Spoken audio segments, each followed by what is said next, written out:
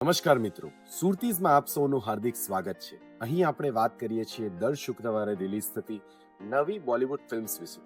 મિત્રો, આજે જે ફિલ્મની વાત આપણે કરવા જઈ રહ્યા છીએ, પહેલા આપ સૌને જણાવી દઉં કે હું નથી કોઈ ક્રિટિક, હું છું જનતા જનાર્દન એટલે કે પબ્લિક.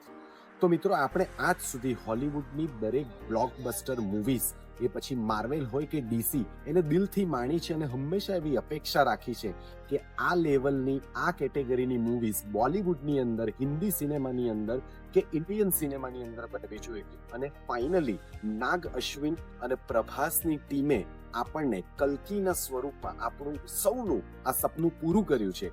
માર્વેલ અને ડીસીને 4 ગણી કે 5 ગણી ટક્કર આપે એવી કલ્કી યુનિવર્સ તેમણે બનાવી છે. જી હા, ફિલ્મની શરૂઆત થોડી ધીમી થાય છે, પણ જેમ જેમ ફિલ્મ આગળ વધે છે તેમ તમે કલ્કીના બ્રહ્માંડની અંદર જાણે ખોવાઈ જાઓ છો. અને એવો સિનેમેટિક એક્સપિરિયન્સ અને એવી અદ્ભુત સિનેમેટોગ્રાફી કે તમે પોતે કોઈ સાયન્સ ફિક્શન ફિલ્મનો પોતે જ એક ભાગ હોવ એવું તમને લાગે. આ એક એટલી મજબૂત ફિલ્મ છે જેને જોવા માટે 3D 4D કે કોઈ પણ ડીની જરૂર નથી. તમે તમારી સગી આંખે આ ફિલ્મને રૂપેરી પડદે 70mm પર જોશો તો તમને અહેસાસ થશે કે આપણી માઇથોલોજી, આપણી હિન્દી સંસ્કૃતિને જ્યારે લાર્જર ધેન લાઈફ ખરા અર્થમાં લોજિક સાથે બતાવવામાં આવે તો કેવી મજા પડે છે.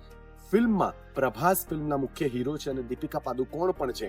પણ જો આ ફિલ્મના પહેલા ભાગની અસલી જાન હોય તો એ છે અશ્વત્થામા બનેલા અમિતાભ બચ્ચન. નન અધર દેન લેજેન્ડ અમિતાભ બચ્ચને સાબિત કરી બતાવ્યું છે કે ઉંમર 80 હોય કે 100, કોઈ ફરક નથી પડતો ટેલેન્ટને. જી હા, અમિતાભ બચ્ચને કલ્કીના પહેલા પાર્ટને જાન રેડીને પોતે આગળ વધારી છે. અને ફિલ્મમાં તમને ઘણા બધા સરપ્રાઇઝીસ પણ જોવા મળશે, જેમ કે કમલ હસન સાહેબ, દુલેકુર સલમાન, રામ ગોપાલ વર્મા, SS રાજામૌલી, આવા નાના નાના કેમિયોસ પણ તમને ફિલ્મની અંદર જોવા મળશે. પણ ઓવરઓલ આ ફિલ્મ આપણી માઇથોલોજી એટલે કે મહાભારતની વોર અને ત્યારથી 6000 વર્ષ પછીના વિશ્વમાં જ્યારે મહાભારતનો છેડો અશ્વત્થામા જઈને કલ્કીના ભગવાનના નવા સ્વરૂપના અવતારના જન્મને બચાવવા માટે 6000 વર્ષ પછીના દુશ્મન સાથે પોતે બાથ ભીડે છે અને એમાં પ્રભાસ કઈ રીતે એનો એક ભાગ બને છે એ જાણવા માટે આ ફિલ્મ બુક કરાવી દો ટિકિટ. આ વીકેન્ડ હાઉસફુલ જવાના છે.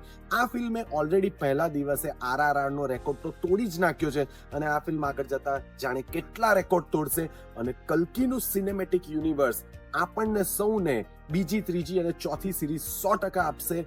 પ્રભાસ 100% સુપરસ્ટાર છે, પણ નાગ અશ્વિન એ કલ્કીના અસલી હીરો છે.